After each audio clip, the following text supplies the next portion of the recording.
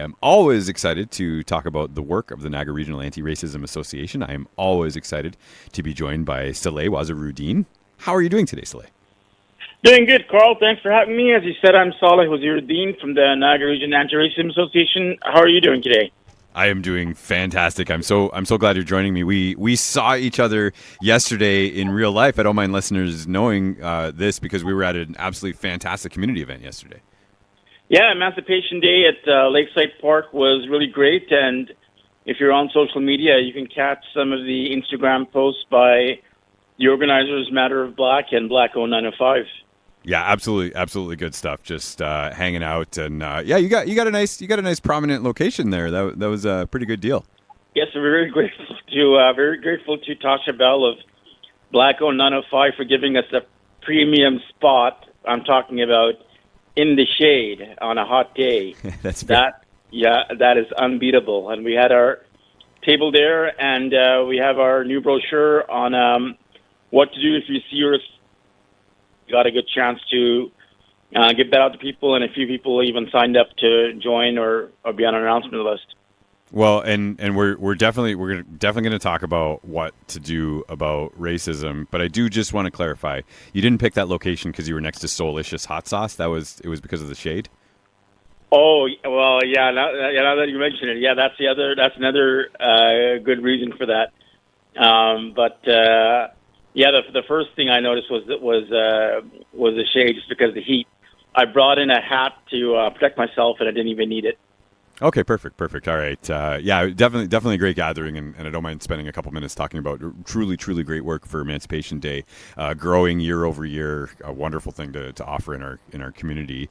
Also, the Niagara Regional Anti-Racism Association is offering something completely free. So you put together this brochure, and I think that sometimes the public's literacy around racism and anti-racism is maybe not where it should be.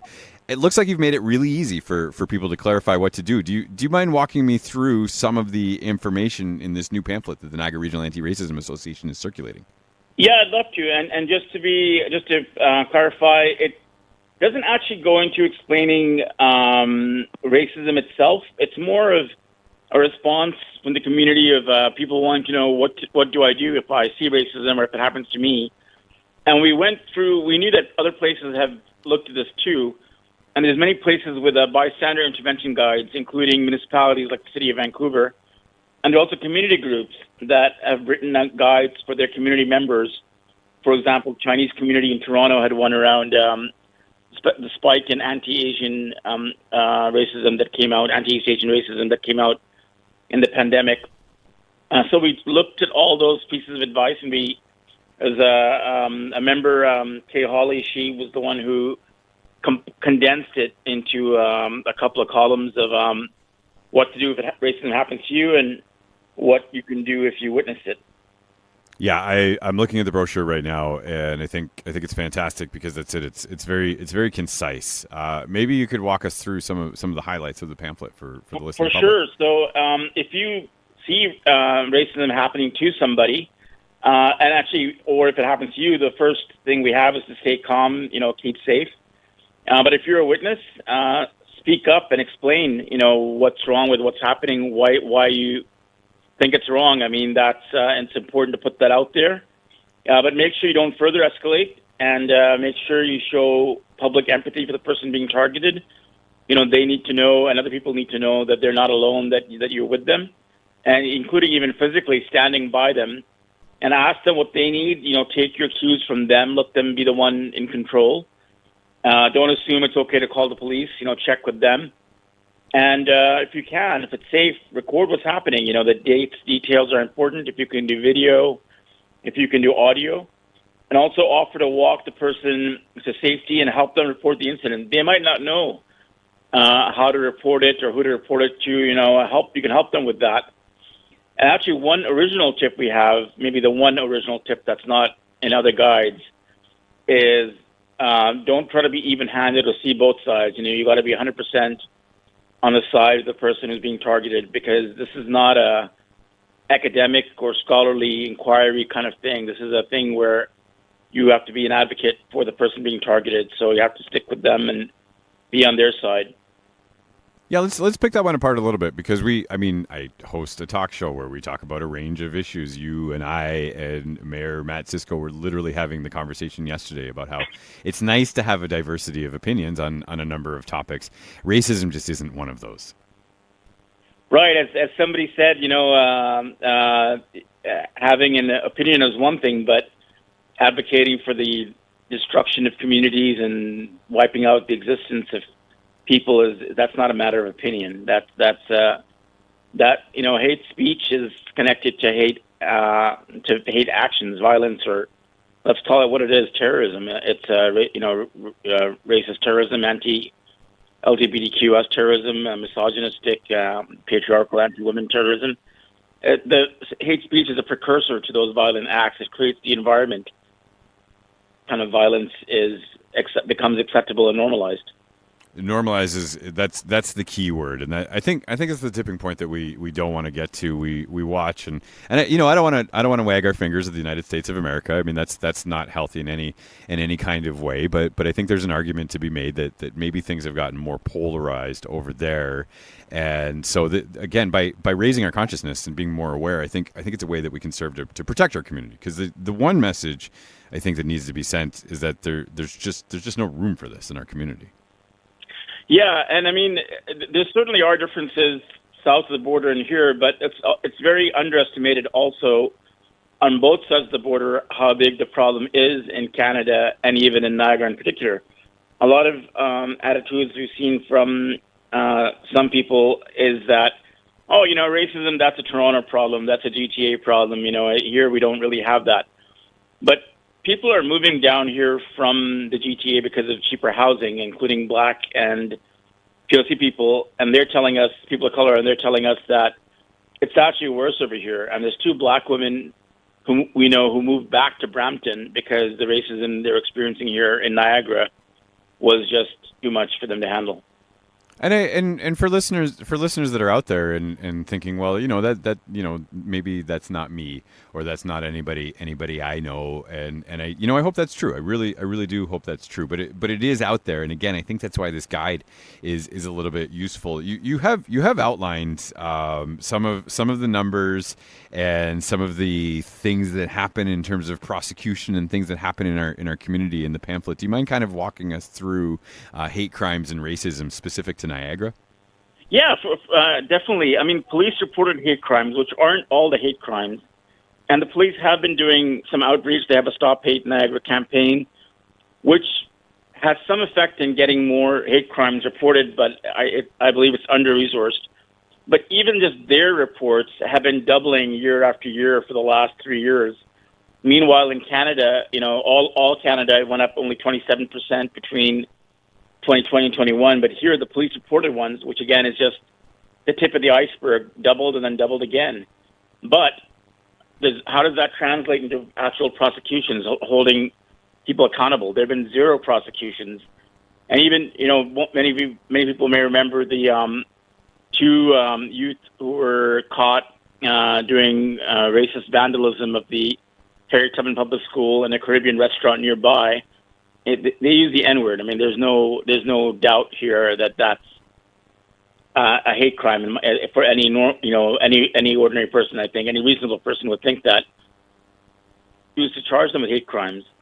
Meanwhile, in Ottawa, there were 2 teenagers again who they had made some anti-Semitic graffiti. I think it was a swastika, and rightfully they were prosecuted for hate crimes. So how come they can be held accountable in Ottawa, but not in Niagara? And even there's 2 parties here. There's kind of sounds like a Law and Order episode intro, but the police referred, I think, only 1 case to the prosecution. This is either 2020 or 2021, but the prosecution has never tried it. And if they think that they don't have a good chance of success, they should take it to court and see. There've been actually many advances made through testing things in court, where you don't know if the prosecution is going to win or not, but the judge or the jury might see a way forward. But we're never going to know if you don't even try to hold people committing hate crimes accountable. That makes so much sense. I do appreciate you unpacking that a little bit for us. There's a portion, and so I'm going to go out on a limb, and I'm just going to go off my own anecdotal experience. But it seems to me that when there are overt acts of racism, we seem to know what to do with the community as a community. With some exceptions, but for the large part, I think people understand how to stand up and how to push back against this stuff. But the last sort of area that I want to ask you about is systemic racism, because I think that's a little bit trickier to sort of catch and maybe call out and educate ourselves on in a good way. That's also addressed in the pamphlet, though. Yeah, and unfortunately, there's some denial about systemic racism, and I think when you have this level of denial, it's not just denial anymore; it's dishonesty. Well, for example, we've had police officials say that the data doesn't show there's any systemic racism in the police, or that there's systemic racism in policing, but somehow not in Niagara. We're on a different planet in Niagara. We're immune from that. But actually, the police's own data shows that we do have a problem in Niagara. Even before the Ontario Anti-Racism Act, got forced or demanded the police publish some of the race data on use of force, even from the data on racial profiling, whether it's called carding, street checks, or now collection of identifying information. They keep changing the name. Black and Indigenous people were disproportionately stopped by that, and that's a method that's been shown to not even be effective. The police here don't do it anymore, but it's still on the books. It could be done, which we're asking them to take that out. But with use of force by race, just one more point, against black people is 9 times the share of the black population here, which we found is the second worst in Ontario. It's worse in Toronto. It's worse in Peel, and it's the same as Minneapolis, where George Floyd was killed. And over there, the U.S. government has said that's discriminatory. But in Niagara, the police are kind of given a pat on the back, saying they're using restraint. Amazing, just absolutely those numbers. Again, the numbers don't lie. Yeah, it's the police's own numbers that they're forced, but they have to publish to comply with the Anti-Racism Act of Ontario, it's very important to get this data. And there's some people who say, well, we don't know what they were doing, or, this other kind of stuff. Okay, fine, fair point, then give us the data. There are actually a couple of other police departments in Ontario that do that. They break down the use of force by actual individual incident, or sometimes they're even looking at how many of those people were local, how many of those people were from outside. Not that actually makes a difference, but it's worth knowing, who this is affecting, to do a deeper dive. It's great to know.